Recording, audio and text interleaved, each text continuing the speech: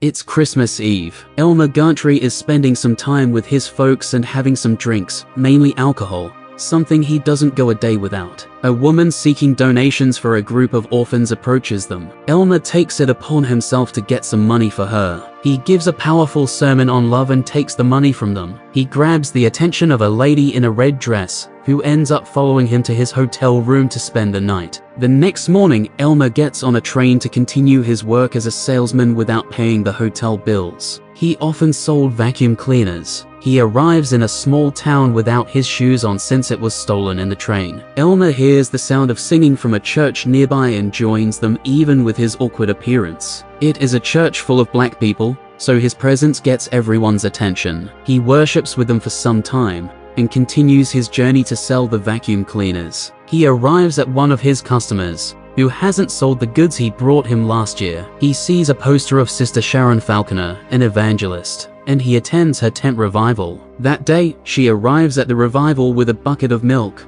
and announces to them that there won't be any sermon today, but only songs of praise and worship to the Lord. In an attempt to have a word with her, he gets restricted. It doesn't end there. Elmer tries again to at least get another chance to meet her, but she snubs him. Later, Elmer sneaks into the train where Sister Sharon and her crew are aboard. He takes a seat by her and they have a short conversation. They agree to meet up for breakfast at the place she's building her tent. At the tent, he tells Sister Sharon he wants to deliver a sermon at her revival. He uses his life as the subject of the sermon. When she hears it, she is impressed, and she gives him the chance to deliver the sermon. His words hit the audience as if he knew all the sins they committed. One of the members quickly runs to the altar to seek salvation from the Lord. Many more people from the congregation follow suit. From that day, Elmer gained a place in Sister Sharon's ministry. That night at the tent, Sister Sharon and Elmer meet up. They share an unforgettable moment together. Elmer's sermon ranged from preaching about hellfire, bringing a monkey to the pulpit, and turning a human into a barking dog. Sister Sharon has been invited to Zenith for a revival. The last time a revival was held was 40 years ago. You can imagine how lost they had become now. Their entry to Zenith was a smooth one. At 8:30 in the evening, the people of Zenith show up in their numbers, filling up the whole place. Some of the people held up placards and boards with messages against the revivals, and others also questioning some of the acts and beliefs of the Christian religion. While the choir sang their usual song to welcome the congregation, a group of the members decided to switch it up with the song of their choice, and this caused a commotion. George, the man who sees Christianity and church to be a business, loses patience and asks the police captain to arrest them, but Elmer pleads with him not to, because they might have a change of mind after all. From the onset, Bill, Sister Sharon's manager, did not like the idea of them coming to Zenith, but Elmer convinced Sister Sharon to do it. Fear engulfs her as she heard the noise coming from the group of scandals. Bill tells Elmer to go out and face them, since he was the one that convinced her to come. Elmer once again talks her into going up the altar and saving them, since the one thing they are all afraid of is death. She listens to him and walks her way into the members.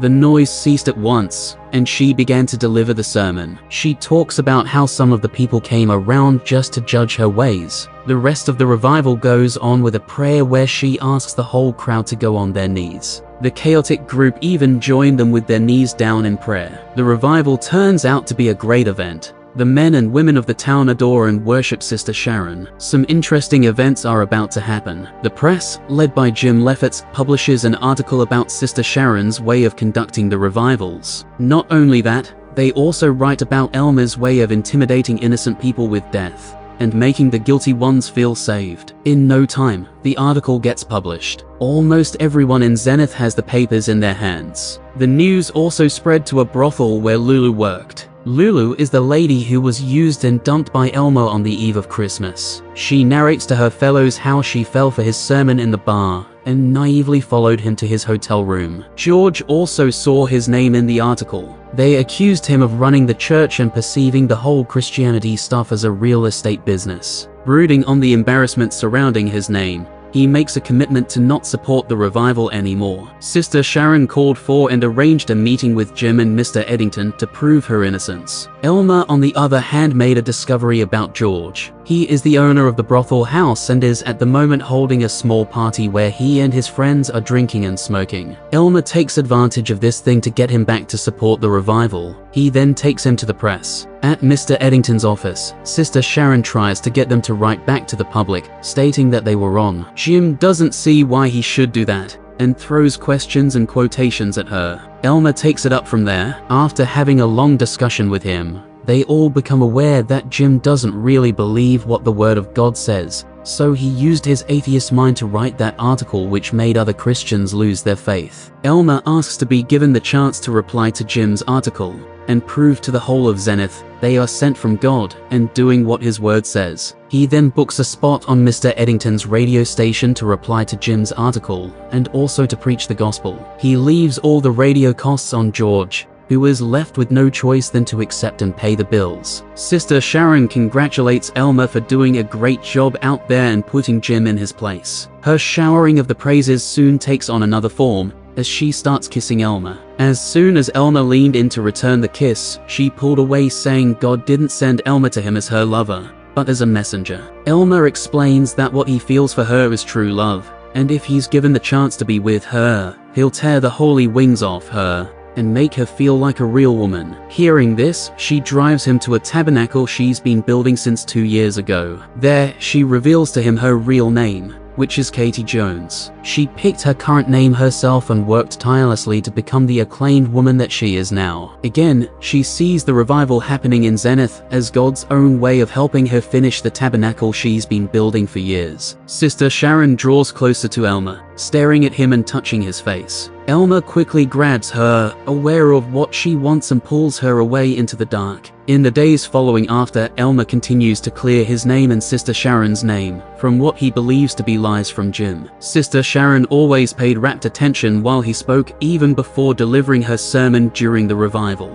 Elmer continues to preach about boozing and talks about how people who booze will rot in hellfire. Following, he marched with the police and other Zenith folks to a brothel to arrest them and demolish the place. When Lulu is brought out of a room, he rebukes her for the kind of work she's doing, and immediately, he recognizes her and orders the police to arrest her. He ponders again his decision to arrest her, as she would tarnish his image for spending Christmas Eve with her and leaving without paying the bills. He immediately pulls the police captain to one side and tells him not to arrest them anymore, but rather make them leave the town as soon as possible. The next day, his office is flooded with flowers in appreciation for what he did last night. He restored Sister Sharon's reputation and made all her followers proud. Just then, she also arrives with her flowers and a plan to escape with him and have some alone time. Elmer turns her down in a nice way, promises to make it up to her, and leaves the office for her to receive visitors and investors. Outside, he gets a call from Lulu. She claims she wants to meet him privately to thank him for not throwing her behind bars. Of course, she knows what she's up to, a revenge on him for Christmas Eve and the disgrace he brought on her last night. Her plans were a success as she seduced him and had a photographer secretly taking pictures of them. She asks for some little money for her upkeep, and he gives it to her without thought. The next day, the photos of their affair were out, but not to the general public. Bill brought them to Sister Sharon as Lulu had instructed. She demands for a sum of $25,000 in exchange for not making their affair public, and she wants Sister Sharon to be the one to hand her that money. She also demands that she wants Sister Sharon to bring the money to her in the brothel where she worked. Sister Sharon did exactly as was demanded in order to save her ministry, and also Elmer. She paces around the room until Lulu shows up to take the money. When Sister Sharon offered her the money, she kicked it and mocked her without giving her the remaining photos. Soon, the photos are all over in the newspapers, but this time around Jim wasn't the one who published it, because he thought Elmer human, just as them and humans made mistakes. That night, the revival tent didn't have as many members as before, and surprisingly Lulu joined. As soon as Sister Sharon opened her mouth to explain what they saw in the newspapers, a man pulled out a rope asking about sin, and then an egg followed. Elmer pushed Sister Sharon aside, since the trouble wasn't his. The members get furious and begin to throw foodstuffs at him. Lulu sat in their midst and smiled mischievously. She finally got what she wanted. Soon enough, the whole tent becomes a mess as they scatter everything and continue to throw things at him. Lulu starts to feel guilty. Seeing all that's going on, she begins to run away as she sees Elmer approaching her. She arrives home and receives some hot slaps for refusing the money from Sister Sharon and the publishers. Elmer arrives there and rescues her from him. He makes a towel wet and wipes off the blood on her lips. He then apologizes for everything he did to her and holds her in his arms. Later, Jim shows Elmer a newspaper article in which Lulu says she framed him up. In the next scene, we know that 3 days have passed, and no one has set eyes on Elmer. The new tabernacle opens and Elmer shows up. While Sister Sharon is delivering her sermon, a deaf man runs to her and begs her for healing. After praying for a long time, the man's hearing is restored. Just then the building catches fire from a burning cigarette. We see Sister Sharon. Instead of getting out of the building, she begs the crowd to stay and have faith in God for his salvation. Absolute nonsense. Elmer attempts to save her, but she runs back into the crowd and dies as the burning building collapses on her. The next morning, Elmer leads the crowd in singing a known dirge. Bill then lets him know he'll build him a bigger tabernacle, so he continues the work Sister Sharon didn't finish. In response, he quotes St. Paul's letters, 1 Corinthians 13 verse 11, and he walks away with his luggage in his hand and a smile on his face.